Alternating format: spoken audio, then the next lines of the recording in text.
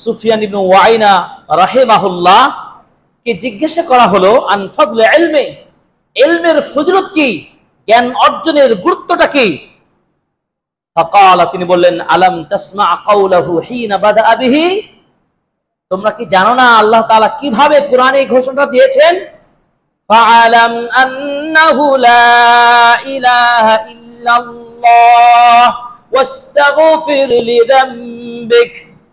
আল্লাহ রাব্বুল আলামিন বললেন সূরা মুহাম্মদ 19 নম্বর আয়াতে বললেন ফাআলাম, জ্ঞান অর্জন করুন, শিক্ষা অর্জন করুন। কোন বিষয়ে? আন্নাহু লা ইলাহা ইল্লাল্লাহ, যে আল্লাহ ছাড়া সত্যিকারী মাবুদ নেই।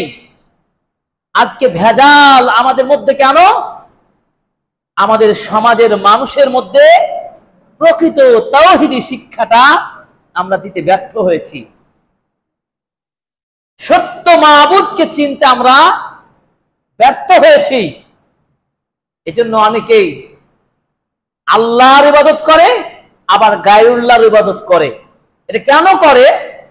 কারণ আল্লাহ সম্পর্কে তার জ্ঞান অর্জন হয়নি। জাগতিক দুনিয়ার শিক্ষা অর্জন করেছে, কিন্তু তাওহীদি জ্ঞান অর্জন করার সুযোগ তার হয়নি।